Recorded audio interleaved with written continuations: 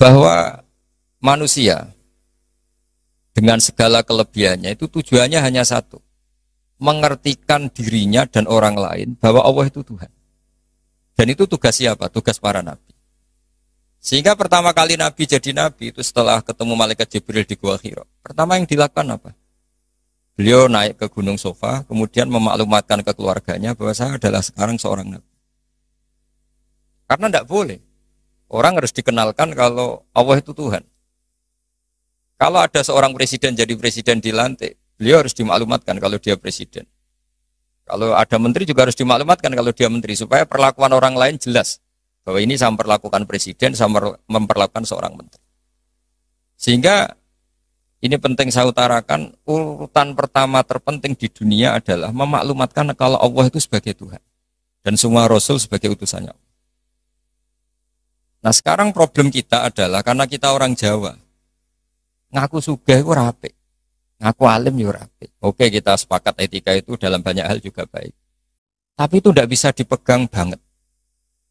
Karena kalau orang misalnya nyuwun sewu, kaya terus ibu-ibu miskin, nanti untuk BLT. Ya lucu tuh, misalnya Haji Hilmi terus untuk apa? BLT. Ini kan terus lucu. Jadi apa-apa kalau berlebihan itu efeknya naik. Misalnya saya ngaku bodoh, itu oke lah, itu tawaduk bagus. Tapi misalnya aku ngaku bodoh, terus orang mulang tafsir, gak mulang apa, terus tafsir diulang ngomong sing ra jelas. Kayak apa dosanya saya? Saya masih ingat di antara awal-awal saya kenal Pak Quraish Shihab, kata beliau, kita ikut dosa kalau yang mengajar itu tidak ahlinya, karena enggak karu-karuan. Sehingga apa? Dosanya orang alim itu apa? Kitmanul ilmi, menyembunyikan ilmu. Makanya ilmu itu harus dimaklumatkan. Tapi tentu tanpa hadun nafsi, bahwa orang itu enggak perlu ingin populer, enggak perlu. Saya enggak pernah ingin populer. Tapi saya ingin mempopulerkan ulumullah, mempopulerkan ilmu-ilmunya Quran. Jadi di antara sebabnya Nabi Ibrahim jadi Nabi adalah beliau pernah risau sampai punya gelar Khalilur Rahman. Beliau setelah menemukan Allah punya kerisauan, ya Allah sungguh dunia ini tidak fair. Engkau zat yang begitu penting, pencipta langit bumi, zat yang begitu perannya penting, kemudian orang tidak kenal engkau. Coba misalnya pekerja di Mubarak, nggak ngerti kalau Haji Hilmi itu ketuanya, itu kayak apa buruknya. Kamu nggak ngerti kalau presidennya Pak Jokowi, itu kayak apa buruknya.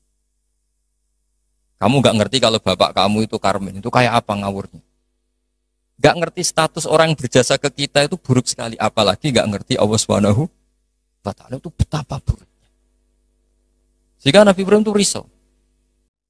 Nak sampean kan risau kok roh, nak aku melarat wong ora gelem sedekah, jadi risau mikir dirinya sendiri. Misalnya seneng cewek, kok roh cewek iku nak aku seneng dikning. Jadi itu egois sekali. Nabi Ibrahim itu yang dirisaukan adalah Allah zat yang begitu penting, kemudian tidak dingerteni oleh mereka. Jika beliau mulai bikin cara untuk Allah dingertikan. Nah ini mulai ada masalah karena mulai bersentuhan dengan orang banyak. Beliau pura-pura sakit.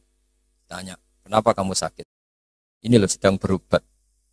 Ya kalau di sini mungkin di perapatan ya, atau kalau di sini mungkin simpang 7. Beliau terlentang, faqala inni sakim, saya ini sakit. Ya minta dong berobat sama perbintangan karena mereka menuhankan perbintangan. Fanadzara nazratan fin nujum. Dia minta, tapi kok saya tidak sembuh-sembuh. Akhirnya dia datang ke tempat pemujaan. Setelah datang ke tempat pemujaan, terus beliau ngasih beberapa makanan. Kok enggak kamu makan? Jadi Nabi itu ya lucu. Wong karuan berhala kok ditawarin makan. Beliau mangkel karena dianggap berhala ini sombong, ditawari makan kok enggak mau. Itu dipukulin semua, hancur semua, terus kapaknya diletakkan sama yang atas, yang ketuanya, yang paling besar. Ketika beliau diadili itu lucu. Ibrahim siapa yang menghancurkan berhala-berhala kecil itu? Paling yang besar, beliau enggak terima disaingin kan. Wah, kalau enggak percaya tanya. Pas aluhum ingkanu yantikun, kalau enggak percaya tanya. Wah, otak kamu ini mulai masalah Ibrahim. Wong karuan berhala kok ditanya. Wah, kamu itu afala takilun, agak punya akal, kamu enggak bener. Ibrahim menimpali, kamu lebih enggak punya akal. Karuan ngomong aja enggak bisa kok kamu sembah. Di sini mulai beliau bikin tamhid, atau dalam ilmu mantek itu tamhid itu bikin dasaran logika. Akhirnya mereka tahu bahwa Ibrahim tujuannya itu buruk, yaitu hanya mencibir kita menyembah berhala. Mereka karena punya kekuasaan, ya sudah Ibrahim dimatikan saja. Itu sudah jadi logika penguasa kalau kalah argumentasi ya main kekerasan. Singkat cerita mereka memutuskan dibakar. Setelah Nabi Ibrahim dibakar ini yang jadi pelajaran bagi kita. Sangat-sangat jadi pelajaran bagi kita. Bahwa amal kebaikan, misalnya jenang mubarok, itu gak penting nanti menguasai dunia, perdagangan itu gak penting. Tapi memberi sinyal, memberi isyarah bahwa seorang muslim itu bisa mungkin bermanfaat bagi yang lain. Gak harus menang. Saya misalnya sebagai kiai, yang penting kiai itu mulai. Gak harus menang, juga ada harus populer. Ini saya ditemani Habib Zain, seorang Habib itu berkahi sama yang lain. Gak harus nomor satu. Kenapa itu perlu saya katakan? Karena begini. Ketika Nabi Ibrahim dibakar, ini dengerin, ketika Nabi Ibrahim dibakar, itu ketika api sudah begitu menggila ya, itu yang mau melemparkan Ibrahim jadi bingung, karena terlalu panas. Dilempar itu nggak sampai tengah, karena yang mau ngelempar sendiri sudah terlalu kepanasan. Singkat cerita, terus ada ide manjanik. Manjanik itu semacam ketepel besar. Itu idenya iblis. Ya ide caranya pakai manjanik dilempar dari jauh, tapi Ibrahim bisa jatuh di tengah apa? Api. Yang menarik di situ apa? Seekor katak itu lalu lalang dari telaga ke situ. Hanya bawa air di mulutnya, kemudian disemprotkan. Kemudian Ibrahim itu matur nuwun atas komitmen katak. Karena padahal itu mesti nggak ngefek ya, pasti nggak ngefek sama sekali. Masa api sebesar itu kemudian mau dipadamkan oleh seekor katak. Nah, yang cicak itu datang ikut nyebuli, niupin supaya api tambah besar. Sebenarnya nggak ngefek juga, tapi kok mangkel.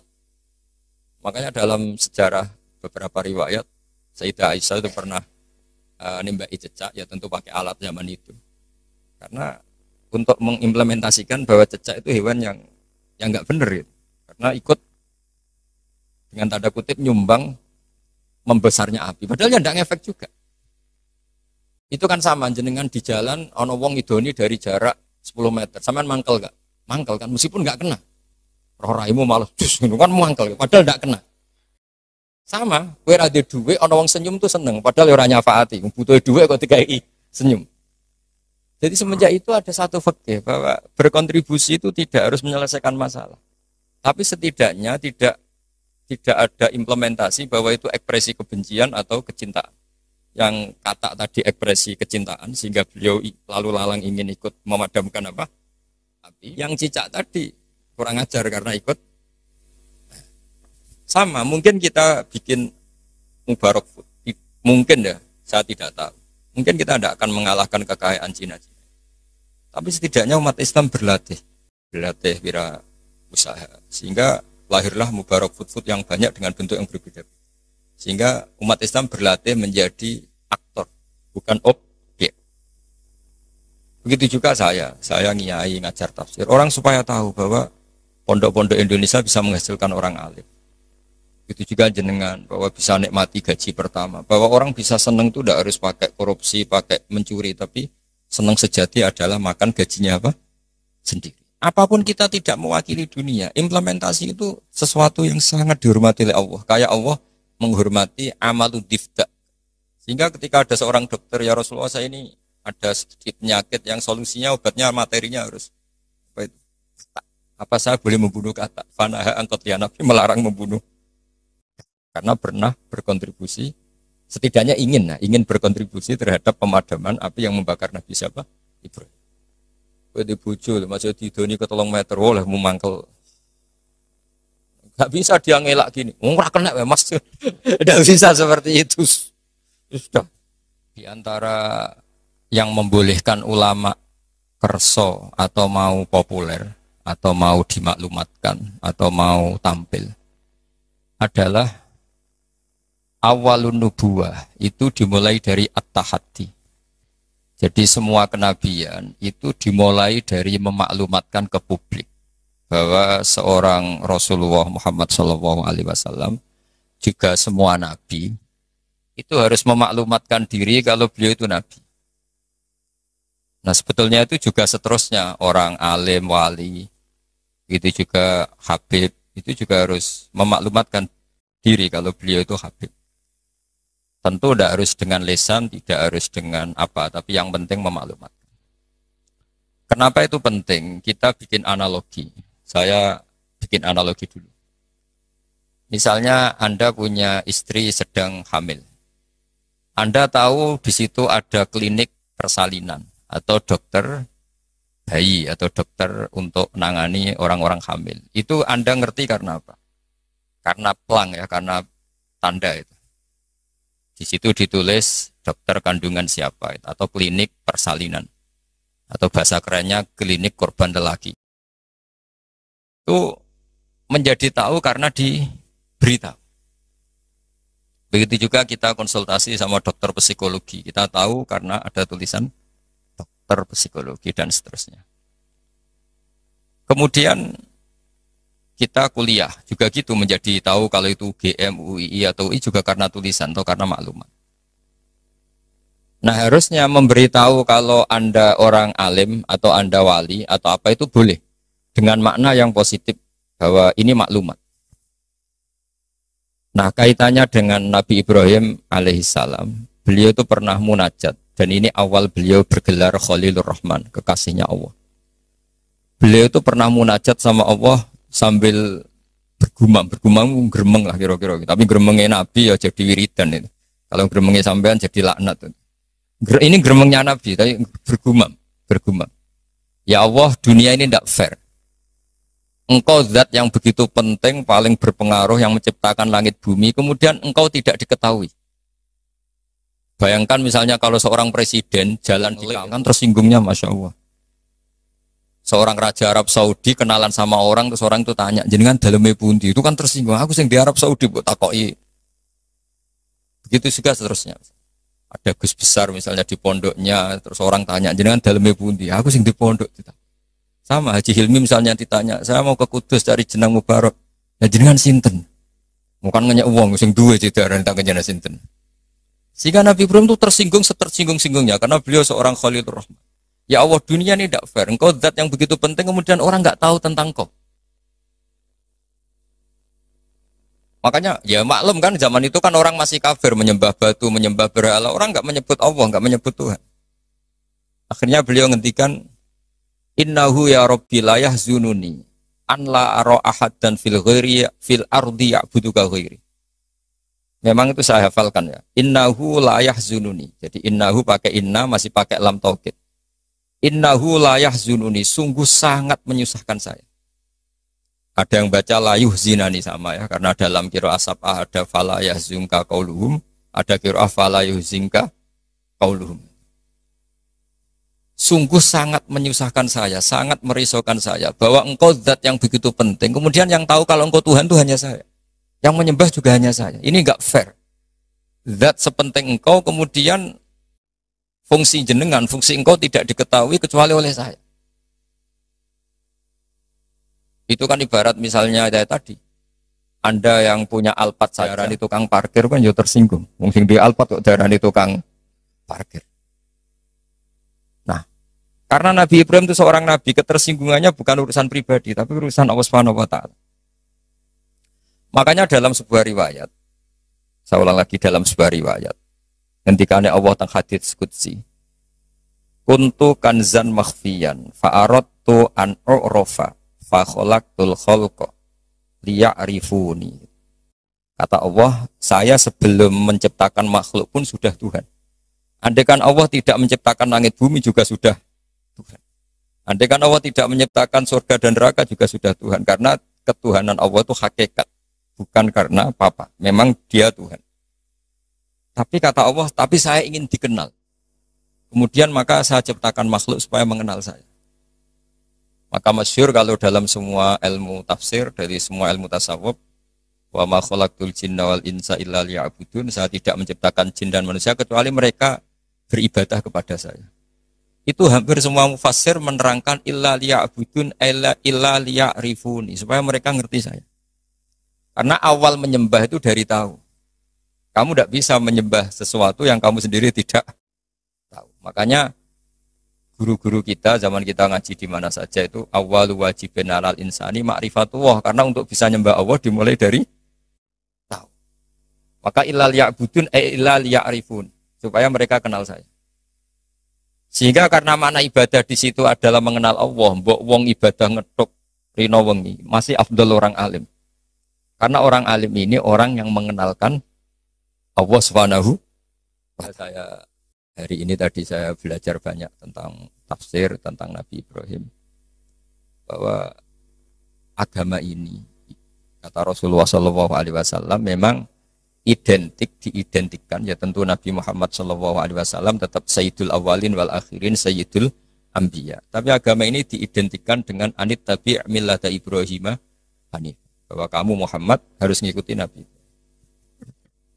Sehingga ketika kita bersolawat sendiri harus kalimatnya Allahumma sholli ala sayyidina Muhammad wa ala ali sayyidina Muhammad kama shollaita ala sayyidina Ibrahim. Jadi Nabi Ibrahim tetap dianggap master.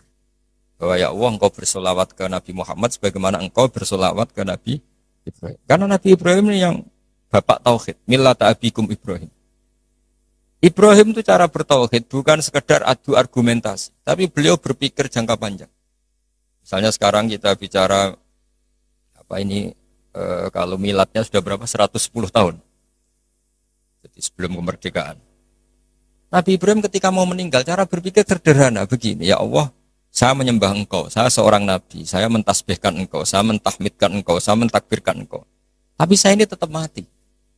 Padahal saya ingin yang mentasbihkan engkau ini abadi. Yang mensolati, yang mengibadah solat abadi, tasbih abadi. Ini gimana ya Allah? Solusinya apa? Ya Allah, saya ini harus punya turunan yang menjaga tradisi ini, yang menjaga keluhuran ini. Sehingga beliau nangis itu ingin punya anak soleh itu bukan karena beliau nanti kalau nggak anak soleh itu gimana, enggak. Gimana nangisi nasibnya agama ini gimana kalau saya tidak punya anak, tidak punya cucu yang soleh. Barokahnya itu pula nggak ada nabi setelah Ibrahim kecuali ada darahnya Nabi Ibrahim. Ya nggak ada nabi setelah Ibrahim kecuali pasti ada darahnya Nabi Ibrahim, baik dari ibu Sarah maupun dari ibu siapa? Hajar. Ada yang baca Hajar, ada yang baca Ajar ya, karena di beberapa teks memang ada yang ditulis dengan hak, di Bukhari ada yang ditulis pakai apa? Hamzah. Hajar atau apa? Ajar. Ini penting saya utarakan, penting sekali bahwa kalau Anda orang kaya yang memanfaati orang banyak, kamu ingin kaya lagi, anak kamu ingin kaya lagi, jangan niat biar anak putu kurang melarat. Tapi tradisi memanfaati orang lain biar sama, saya juga ingin nanti anak saya alim. Tapi bukan berarti ingin anak saya terus dicucup orang, disalami template, enggak. Ingin menjaga bahwa harus ada orang alim. Nah kenapa harus anak kandung? Padahal murid bisa. Karena manusia itu didik orang lain itu ya repot. Omah sekolah ra ketompo terus mondok. Nggak ribet ngadepi wong liya. Dibang nang omah nakal dititipno pondok. Ribet. Meskipun kita terima itu sebagai santri, tapi kan komitmennya beda, cara berpikir. Makanya didik ini bukan berarti ya tetap beda. Sehingga Nabi Zakaria ketika ditanya, kenapa engkau begitu fanatik minta anak kandung, waladas sulbi itu anak kandung.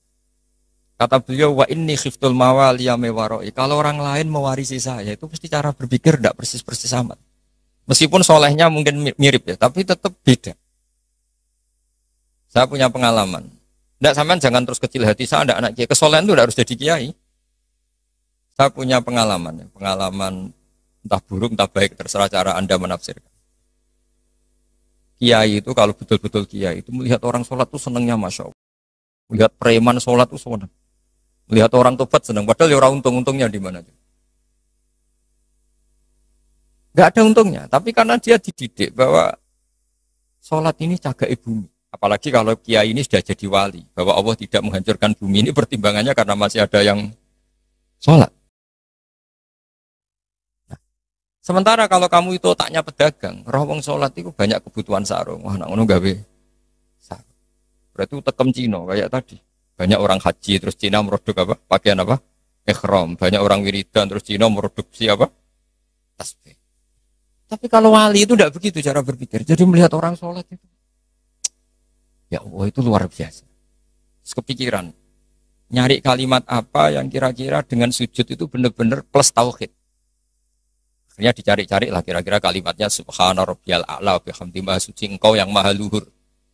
Karena sekali sujud itu dia tidak benar komitmennya, bisa sujud kepada makhluk. Dan itu bahaya, wes sujud, wes batu eneng bumi, jebule kli. Itu beda, perasaannya wali sama itu beda. Kalau kamu pedagang kaya terus wali, itu mesti gini. Saya ingin jadi orang kaya pedagang. Ben wong Islam iku mburoh wong sing salat. Kayak apa hinanya kita, misalnya sampean apal Quran, iso ngaji maca Fathul Mu'in, terus dimajikan sing ora cewek, tersiksa enggak? Kayak apa tersiksanya? Dua atasan man lam yusolli wa lam yasum. Tapi nak kowe sugih mau diniat paling kan ana santri melarat tuh buruh ning aku salat, aku zakat, aku poso. Jadi solihun tahta yadi solihin wong soleh, buruh ning wong. Itu beda. Sama-sama kepengen dadi wong sugih, tapi rasanya dan itu yang dinilai Allah. Saya kenapa ngaji di mana-mana bawa kitab? Setidaknya orang tuh lebih terhormat ngaji Mbak Nawawi, kitabnya jelas. Sanad saya jelas, saya ngaji Mbah Mun, ngaji bapak saya, ngaji keluarga Kudus, keluarga Kajen. Istifadah, saya jangan ngaji betul memang sama Mbah Mun. Ya, kalau istifadah ya dari berbagai kiai. Orang itu terhormat. Jajal misalnya aku ngaji sampean ngaji ning Kudus, nggo primbon. Itu Haji Hilmi kan tersinggung, sebab piye disowan terus cerita komik. Ngono kan gak mutu kan. Yo sini-sini wong Kudus kan wah. Banyak wong Kudus kan. Tapi kalau kita pakai sanad yang baik, pakai kitab yang baik, kan yo ngregani sing diaturi. Sehingga kenapa Nabi itu mesti min ansabi qaumi? Enggak ada Nabi kecuali dari nasab terbaik. Enggak ada Nabi kalah ganteng. Semua Nabi pasti yang terganteng di kaumnya. Ya terbaik nasabnya di kaumnya. Karena Allah itu kepengen ngregani masyarakat. Misalnya ke Nabi terus keriting, pesek, ya ribet. Senajan to soleh. Maka enggak ada Nabi ilamin ansabi qaumi kecuali dari nasab terbaik. Jadi kadang-kadang orang salah paham, wah ini nasab enggak penting, ya penting sekali. Justru dengan nasab ini masyarakat terhormat. Punya Nabi dari kasta terbaik, dari marga terbaik, dari kultur terus wajahnya juga ajmalan nas. Makanya wa kana Rasulullah sallallahu alaihi wasallam ahsanan nasi khalqau wa khuluq. Nabi itu pasti yang paling ganteng. Enggak boleh Nabi pesek itu aja enggak boleh. Apalagi yang lain apa enggak boleh. Tidak usah disebut ya di fitnah. Pokoknya enggak boleh Nabi. Kalau cucunya kalau yang ganteng. Jadi Nabi itu begitu. Saya dulu ya mikir kenapa sih Nabi harus paling ganteng, paling bernasab. Tangan-tangan ini saking baiknya Allah karena Allah ingin selain Nabi ini orang pilihan supaya umat ini terhormat kan. Oh senang Kang di Nabi ganteng. Yo gagah. Terus punya kultur yang baik. Kultur yang baik misalnya ditandai minimal yang kita kenal tidak waladuz zina. Ya tidak waladuz zina. Sehingga Mbah Mun sering cerita ke saya. Kitab Madaih ini kata Mbah Mun. Kitab Madaih itu macam-macam. Ono sing khas ilmiah, yaitu arbar janji. Ono sing khas isak brontoning pangeran, yaitu Dibak dan Simtud Duror. Dan beliau begitu ta'aluk sama kitab berjanji, kitab Simtud Duror, ya kitab Dibak. Saya kemarin baca Dibak puasa, juga baca. Saman perhatikan, ketika ulama dulu memuji Nabi. Di antara pujian yang disebut apa? Tarakus sifah hafalam yusibhum aruhu. Kan dimulai apa? Hafidhul ilahu karomatal li Muhammadin aba'ahul amjada saunal lismihi. Allah menjaga harga dirinya Rasulullah SAW dimulai. Sayyid Abdullah enggak pernah zina, Sayyid Abdul Muthalib enggak pernah zina, Sayyid Hashim enggak pernah zina. Karena betapa buruknya kita kalau punya nabi dari nasab yang tidak benar. Maka pujian pertama yang dilantunkan apa? Tarokus sifaha. Mereka meninggalkan perzinahan. Falam yusibhum aruhu. Maka babanya nabi itu tidak ada ceritanya yang mau berbuat zina. Min adami wa ila abihi. Wa dimulai dari Nabi Adam. Karena keren punya pemimpin. Bapaknya jelas, mbahnya jelas, buyutnya jelas. Saratun saronu nubuati fi asari rihurohimul bahiyah. Ini begitu. Akhlaknya juga gitu. Gak ada nabi kok medit. Pusing kan gitu nabi medit. Oh, pusing. Punya nabi goblok, ya pusing kan. Makanya nabi itu harus fatona, harus apa? Cerdas. Misalnya di nabi sekolah atau munggah kan pusing. Terus jadi nabi kue sing ranking. Iya sekolahnya pinter aku kok. Wong jadi kiai saja kalau ketemu temannya pusing. Karena temannya menangin aku sekolah atau munggah itu saja sudah pusing. Makanya jangan pernah jadi kiai ketika kiai kamu masih hidup itu menangi goblokmu itu. Wah itu masalah itu kan. Wong kok konco kiai ketemu konco pengapesan.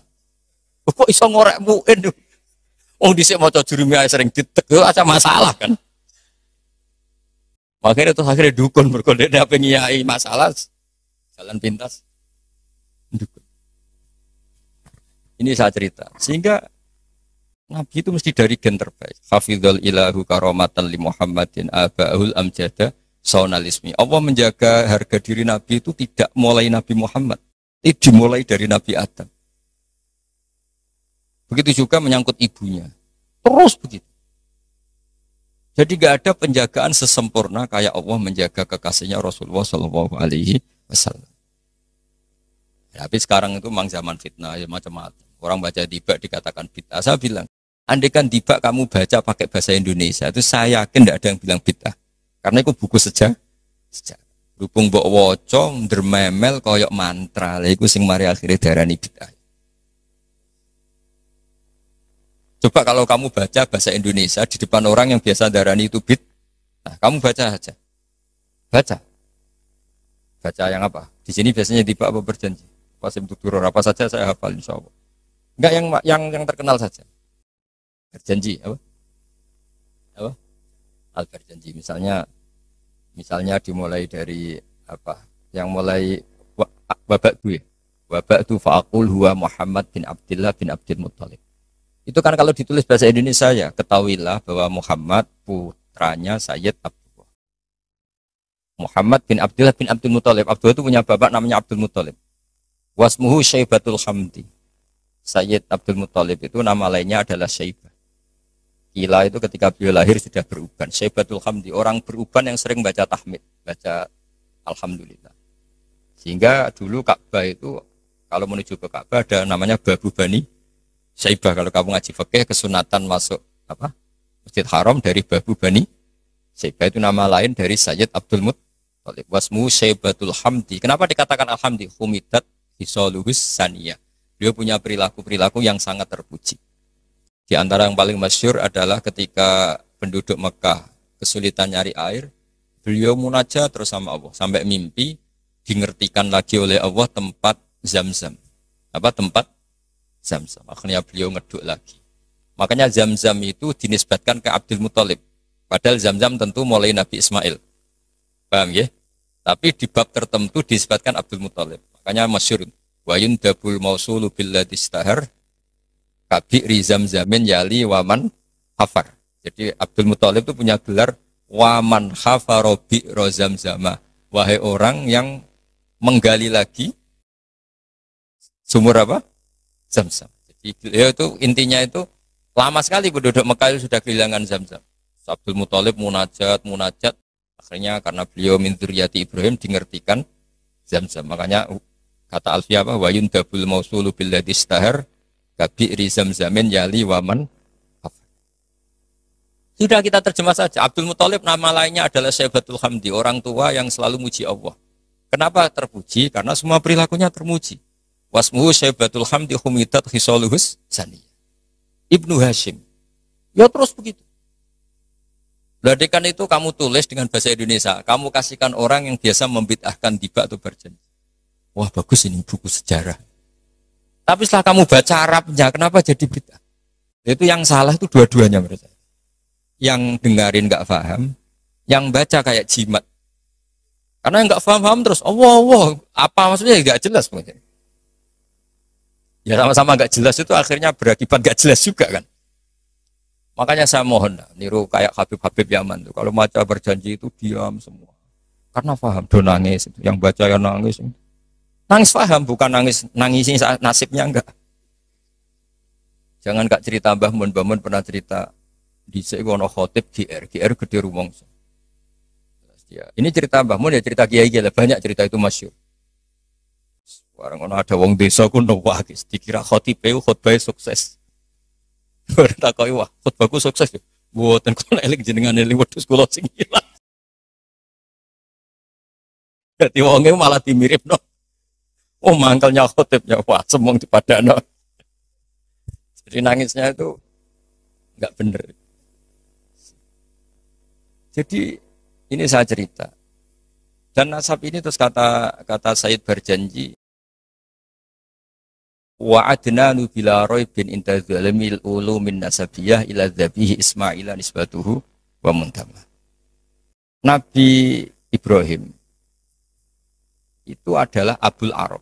Makanya kata Barjanji wa adnanu bila raibin inta dzabil ulumin nasabiyah ila dzabihi. Sayyid Adnan ini tidak ada keraguan lagi menurut para pencatat nasab bahwa beliau adalah turunan Nabi siapa? Ismail. Nah, Ismail itu bin. Kenapa Imam Barjanji harus cerita itu ngotot? Karena beliau tahu problem utama Rasulullah Muhammad jadi nabi dan akhirnya memaklumatkan kalau beliau nabi adalah orang Yahudi tanya, man huwa? Wa mana nasabu? Dia itu siapa? Lalu nasabnya siapa? Karena lama sekali orang Arab itu jahiliyah, jauh dari peradaban agama. Sehingga ketika ada isu lah, kalau menurut orang Yahudi, bukan menurut bahasa kita. Ketika ada isu bahwa orang Arab ada yang jadi nabi, itu orang Yahudi mencibir. Gak mungkin nabi ila min Bani Israel. Gak mungkin nabi kecuali turunan apa? Israel. Israel nama lainnya Nabi Yakub ya. Jadi kalau ada istilah Israel itu nama lainnya siapa? Nabi Yakub. Is itu maknanya, Isra itu maknanya abad. Il itu Allah. Jadi Israel maknanya hamba Allah. Yaitu Nabi siapa? Yakub. Jadi gunjingan. Gak bisa, Nabi gak boleh dong kecuali turunan Ibrahim, turunan Israel. Tahu-tahu orang Arab jadi Nabi asal-usulnya gimana? Karena mereka taunya Arab itu ya penyembah berhala, terus pemakan apa, pokoknya gak benar semua. Nah, karena Sayyid Barjanji itu tahu problem Nabi di mata orang-orang itu adalah nasabnya.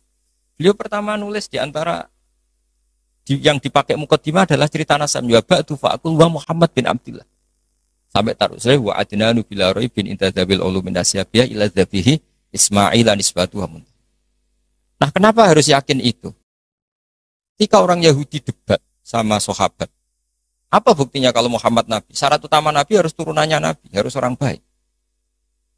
Akhirnya Allah membela kekasihnya fihi ayatum bayyinatum maqamu Ibrahim. Bukti kalau Ibrahim pernah singgah di Mekah adalah di situ ada batu yang ada jejak kaki Nabi Ibrahim. Nah, kalau Nabi Ibrahim pernah lama di Mekah sampai bangun Ka'bah, berarti beliau juga meninggalkan turunan di Mekah, yaitu ini askantu min dzurriyyati biwatin ghairi dzar inda baitikal muharram. Jadi ada bukti Ibrahim hidup di Mekah, yaitu pernah menjejakkan kaki di makam apa? Ibrahim. Makam Ibrahim bukan kuburan tapi apa? Tempat berpijaknya Nabi siapa? Ibrahim. Terus beliau memaklumatkan bahwa ini askantu min dzurriyyati biwatin ghairi. Jadi ini askantu itu kalimat yang luar biasa.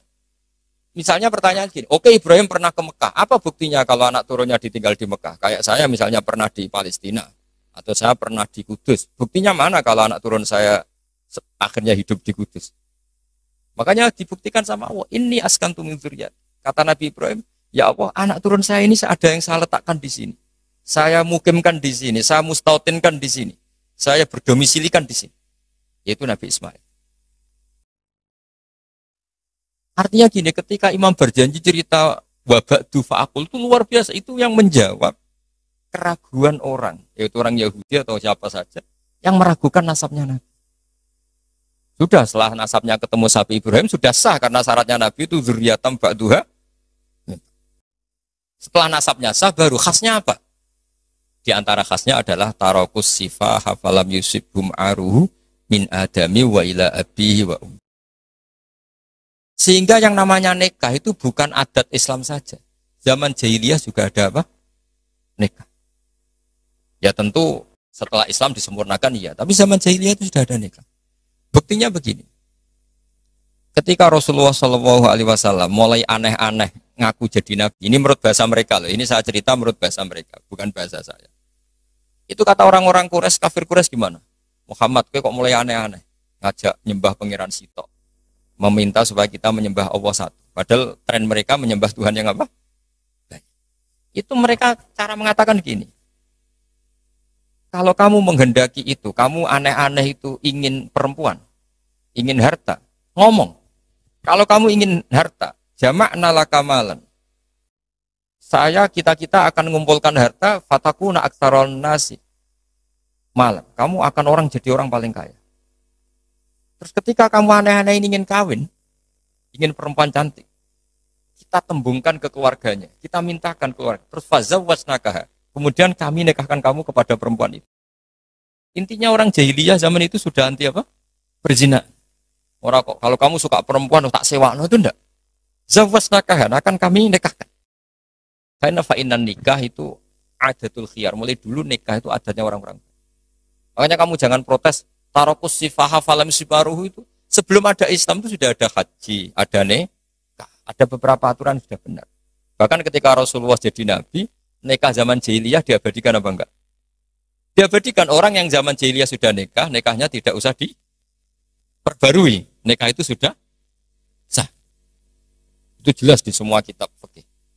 Kecuali nikah yang mengandung kesalahan permanen dalam Islam. Misalnya orang nikahi buliknya, orang nikahi ponaannya. Asal yang dinikahi normal itu sah selamanya. Tapi ternyata enggak terjadi orang nikahi buliknya atau nikahi ponaannya. Karena tadi masih ada sisa-sisa syariat Khalilillah Ibrahim. Masih ada sisa-sisa syariatnya Nabi siapa? Ibrahim. Jadi ini penting saya utarakan supaya kita dapat barokahnya Nabi Ibrahim alaihis salam. Karena jadi saya mohon sama Pak Khidmi semualah orang kaya maupun orang miskin, setengah kaya setengah miskin. Kalau punya pilihan itu niatnya yang banyak. Ya tadi misalnya kita ingin jadi orang kaya, punya pekerja banyak. Niati biar orang soleh ini tahta yadi solihin. Orang soleh juga nyuwun sewu kalau bisa yang buruh sama orang soleh. Kan lebih punya izzatun nafsi, lebih punya apa harga. Meskipun ya tidak harus. Ya tidak harus itu ya. Saya bukan berarti mengaramkan orang Islam kerja di non Muslim ya. Enggak. Ini kan cerita niat, bukan cerita satu apa sentimen agama. Enggak. Kita nasionalis religius lah cara bahasa sekarang goalnya itu enggak masalah. Tapi ini kan cerita. Ketika saya ini meskipun sekecelok alim itu masih belajar sampai sekarang. Setidaknya lebih menghormati lah. Kalau kita ngaji ya belajar. Meskipun ya tetap mungkin salah namanya manusia, tapi lebih Kalau kamu jadi dokter ya masih belajar. Sehingga orang wong ngeluh mbok obati penisilin. Kalau sudah tidak belajar pasti gitu kan.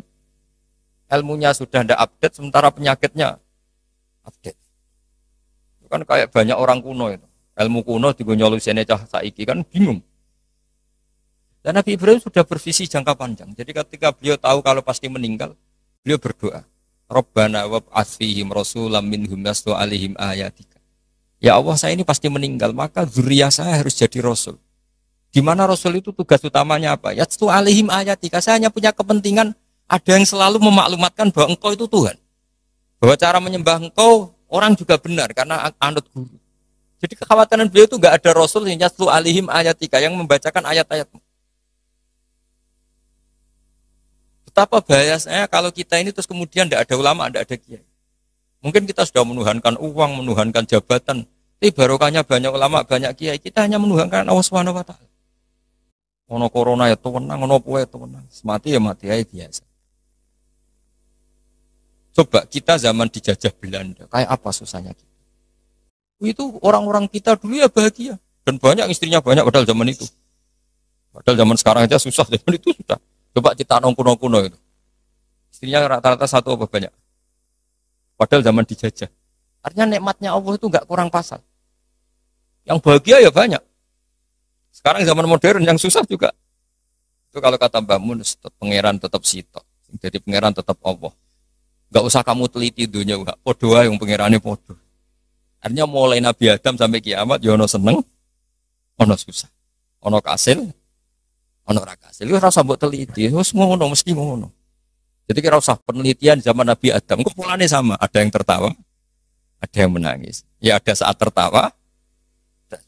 Hubungan mbek bojo mbok teliti sak dunya padha. Kadang yang mesra, kadang ya tukaran. Ya sudah sama. Kancanan yang ngono, kadang seneng, kecewa, itu ngono. Akhirnya kita belajar dari itu ngelmoni. Termasuk akhirnya ada Imam Syafi'i, ada yang ngarang hikam. Cara ngelmoni itu ya lucu lama itu. Malah enak digedingi wong akeh, ora diutangi. Yo kira-kira utang Haji Hilmi itu yang kenal apa yang gedeng? Yang kenal, orang kenal juga gak baik. Makanya kata Imam Syafi'i ditanya, orang sehebat jenengan ternyata yang benci banyak. Imam Syafi'i jawabnya enak. Waman asa'a ilaika faqad atlaqaka. Sebenarnya orang benci kamu itu positif. Minimal gak utang kue. Kowe tahu nyileh mobil wong sing mbok gedhingi. Tapi nak kowe akrab Haji Hilmi bahaya iso nyileh Alphate, nyileh macam-macam. Jadi enteng saja ulama. Ada orang cerita Imam Syafi'i. Imam Syafi'i orang yang tadi nyucup jenengan, hormat jenengan, ternyata setelah di luar ngerasani jenengan. Itu gaya-gayaan tok hormat jenengan, setelah di luar ngerasani jenengan. Imam Syafi'i ini alhamdulillah. Berarti aku wibawa ning arep kurawani. Jadi dianggap enteng saja. Karena apa? Ya orang dulu itu ya sudah munajatnya sama Allah sudah. Hikam yang ngarang hikam ini cerita bahwa harus dielmoni. Hikam itu malah lebih gampang lagi. Ketika Allah memberikan apa yang kamu inginkan, itu berarti mata a'toka asyhadaka birrah. Ketika Allah memberikan apa yang kamu inginkan, maka Allah ingin mengertikan kamu bahwa Allah itu zat yang baik. Sehingga kamu minta apa saja dikasih. Wa mata mana'aka asyhadaka qarra. Ketika Allah menghalangi yang kamu minta, asyhadaka qarra. Bahwa Allah menunjukkan, saya ini Tuhan, enggak bisa kamu dikte-dikte.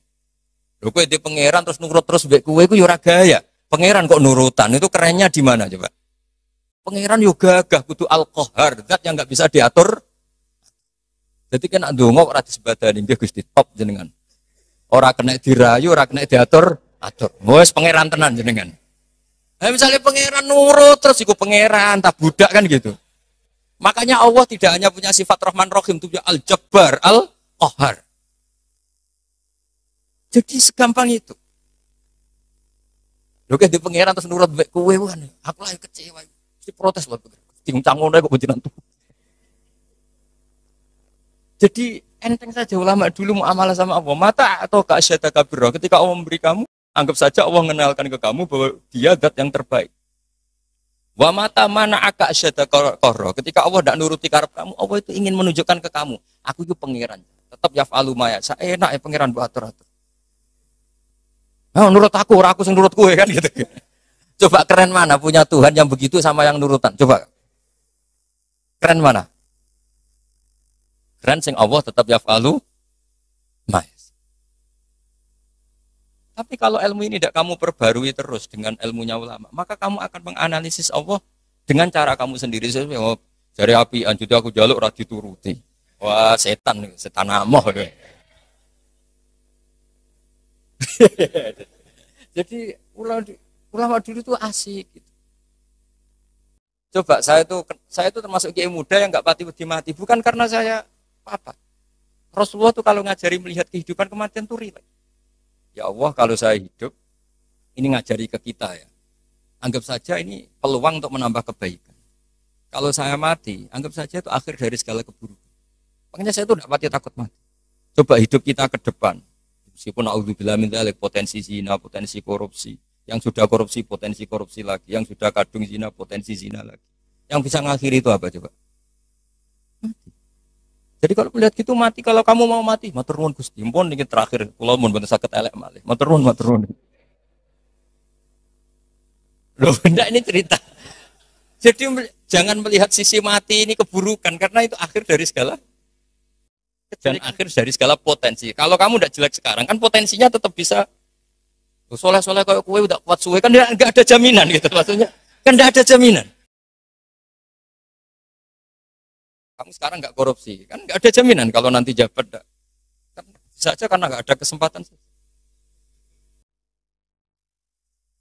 Jadi segampang itu, sehingga kita ini akhirnya melihat mati itu biasa. Biasa bukan ya karena surip ya apik mati ya habis. Inna sholati wa nusuki wa mahyaya wa mamati lillahi rabbil. Makanya bapak dulu, saya ini kan termasuk wis kiai. Sebenarnya problem saya ya sudah berat kalau nuruti umat macam-macam. Tapi ya, saya masih eling dewe bapak. Dunia orang melok duwe kok pikir lah apa santai wae. Dunia orang melok duwe kok pikir. Itu kali ngene, aku mikir jenang mubaroke Pak Hilmi kan ora melok duwe kok tak pikir. Ya penting mikir sing duwe kan gitu. Ya sama gitu, wong duwe ora melok duwe kok pikir, ya penting pikir sing duwe kan. cara kasarane. Makanya hikam ngendikan da'it tadbir fama qoma bi ghairu la tuqim bi nafsak. Wis ora usah mikir nemen-nemen. Dunya iku ana sing duwe. Ora usah kemelok-melok, ora melok duwe kok geger. Maksudnya ora usah mikir wis melok pangeran wis. Wong alim yo mulang wis. Wong sugih bagi karyawan.